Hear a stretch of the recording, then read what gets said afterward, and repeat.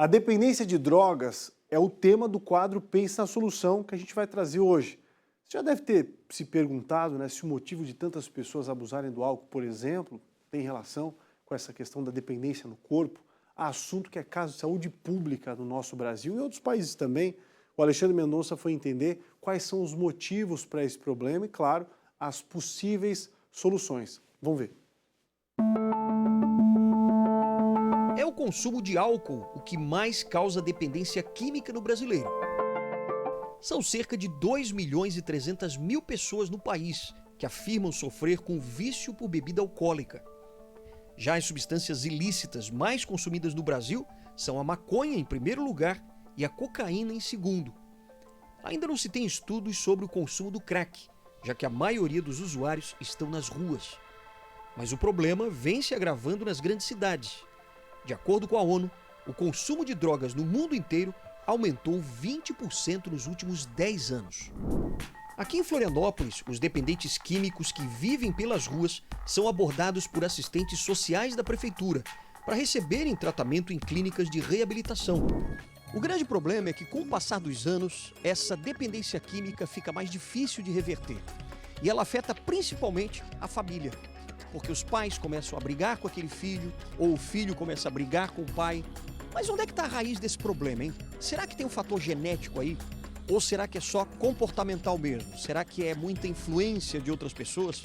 Então, o grande desafio é tirar o foco do problema e pensar na solução.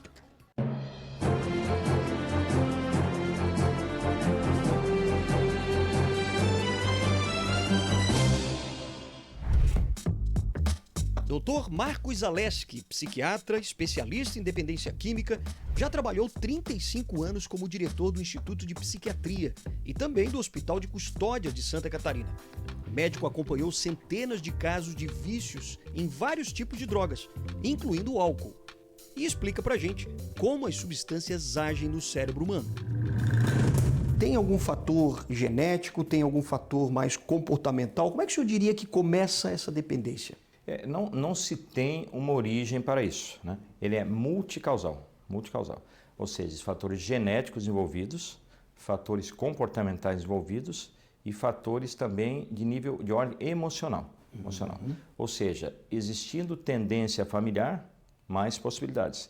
E existindo também problemas emocionais, angústia, sofrimento, ansiedade, depressão, solidão, que é uma das causas importantes na adolescência hoje, de depressão, a pessoa se sentir sozinha. Sim. Você tem mais tendência, ao experimentar álcool ou droga, sentir uma sensação de alívio e aquilo que te prende, Te prende. Aí você começa a repetir aquela experiência e aí vai aos pouquinhos se tornando dependente. Como é que isso acontece, essa dependência acontece no cérebro? Como é que se dá essa dependência? Ela só precisa de uma coisa. Ao entrar no cérebro, liberar uma substância chamada dopamina. Ela é liberada no nosso organismo quando a gente se alimenta, quando a gente consegue uma sensação de segurança, que na nossa civilização seria o trabalho, a remuneração, a gratificação pessoal, e quando a gente afetivamente está recompensado. Que isso vem do primitivo, de 3 coisas primitivas das espécies, que é comida, luta e sexo. Então, nosso chip básico, ele diz isso. Dopamina é igual a sensação de bem-estar. Os problemas aparecem, eu fico feliz, eu sorrio, eu começo a pensar nas coisas.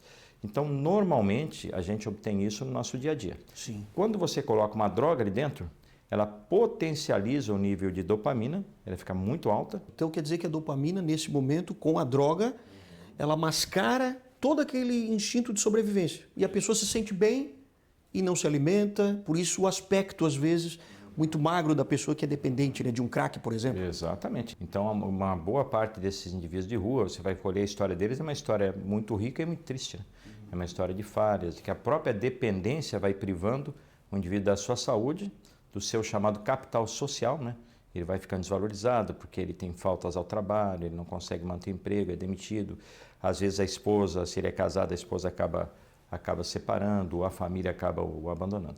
Então, ele, uma vez abandonado pela família, ele tende a se tornar um andarilho e se estabelecer num local qualquer, e não necessariamente, isso é muito importante, não necessariamente todos que estão na rua são usuários de crack, muitos são usuários apenas de álcool. O que se faz nesses casos? A gente costuma dizer que o tratamento de dependência química é uma espécie de um grande guarda-chuva, Agora no guarda-chuva você se abrigar da chuva, que seria as drogas, né? E desde o acompanhamento psicológico, grupos de autoajuda, medicamentos, apoio familiar. Muitas vezes a família precisa se tratar, no caso dos graves, né? Porque a família já adoeceu. E até uma ajuda gratuita. Ajuda gratuita. Ajuda gratuita. Nós temos, por exemplo, no estado, a nível do Brasil, nós temos o Centro de Atenção Psicossociais. E tem o Centro de Atenção Psicossocial, que é para tratamento de problemas psiquiátricos, psicológicos psiquiátricos, AD, álcool e drogas. E as próprias comunidades têm, né? Os postinhos de saúde, tem os programas de saúde da família, né? Que eles orientam as pessoas a buscar ajuda. Olha, se você, por exemplo, está gostando, né, desse nosso bate-papo aqui com o Dr. Marcos Zaleski, mas quer entender um pouco mais, né, profundamente, todas as informações que ele está nos passando, é só você ir agora no ND Play, porque lá você vai ver a entrevista na íntegra, né? E aí, claro, você pode buscar também a ajuda que você precisar aí para sua família. Não perca!